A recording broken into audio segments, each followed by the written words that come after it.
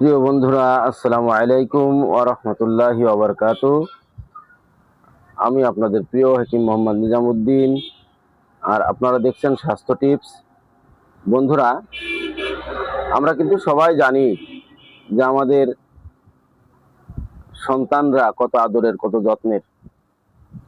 কিন্তু আপনি না জেনে না বুঝে আপনার সন্তানের ক্ষতি করছেন না তো?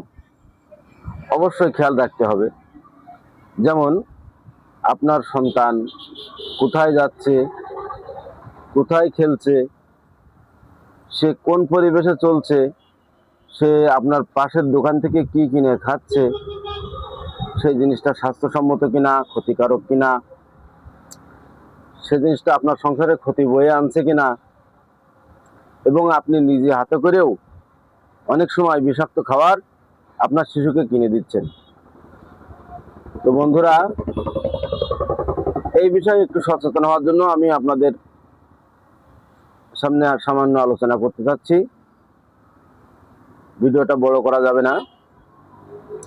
বন্ধুরা, আপনার আশেপাশে যে সমস্ত ছোটখাটো দোকান গড়ে উঠেছে, এই দোকানের 100 ভাগ খাবারই অস্বাস্থ্যকর খাবার। এটা আপনাকে মাথায় রাখতে হবে। মনে রাখবেন, স্বাস্থ্য বিজ্ঞানীদের অভিমত, আপনার স্বাস্থ্য আপনার হাতে। তাই আপনার সন্তানকে আপনার কিভাবে যত্ন নিতে হবে আপনাকে বুঝতে হবে। আপনি কি খাওয়াবেন, আপনি প্রয়োজনে যে সমস্ত ন্যাচারাল খাবার বাজার থেকে কিনে নিয়ে এসে বাড়ি তৈরি করে খাওয়ান, তাতে কোনো সমস্যা নেই, দুঃখ নেই। আপনি আপনার সন্তানকে হাতে করে বিষ খাওয়াবেন না। আর এই বিষের কারণে আপনার সংসারে অশান্তি চলে আসছে, আপনিও জানেন না। কারণ আপনার সন্তান যখন একটা বিষাক্ত খাবার খেয়ে অসুস্থ হয়ে যায়, তখন আপনার ঘরের টাকা পরকে দিতে হয়, এবং তাকে নিয়ে দৌড়দৌড়ি করার কারণে আপনার মূল্যবান সময় নষ্ট হয়, এবং ওই একজনের থেকে আরও অনেক রোগ সৃষ্টি হয়ে যায়। এই জন্য আমাদের স্বাস্থ্য সচেতন হওয়া দরকার। আপনার সন্তান স্কুলে যায়, সকালবেলা আপনি তাকে ভালো করে আপনার বাড়ির তৈরি খাবার খাওয়িয়ে দিন। তাকে টাকা হাতে ধরাই দিয়ে স্কুলে পাঠাই দিবেন না। সে এসে এখান থেকে বিষাক্ত খাবার কিনে খায়, ঝালমুড়ি। আপনি তো অবশ্যই জানেন যে একটা ঝালমুড়ির দোকানে যে তেল ব্যবহার করা হয়, ওই ওই দোকানের বয়স যতদিন, তেলের বয়সও ততদিন। আপনি অস্বীকার করতে পারবেন না।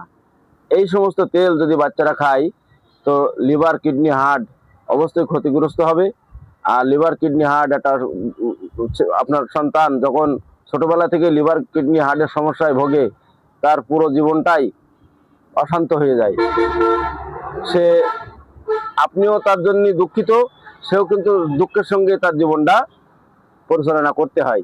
তো বন্ধুরা, আসুন এই ধরনের সমস্যা থেকে আমরা যেন পরিত্রাণ পাই, এবং কিভাবে পাবো সেই বিষয়ে সচেতন থাকবেন। প্রয়োজনে আপনি ন্যাচারাল খাবার বাজার থেকে কিনে আপনি নিজে বাড়ি তৈরি করে খান, আপনার সন্তানকে খাওয়ান। এই সমস্ত বাইরের খাবার বর্জন করুন। সবাইকে ধন্যবাদ। আসসালামু আলাইকুম ওয়া রাহমাতুল্লাহি ওয়া বারাকাতুহু।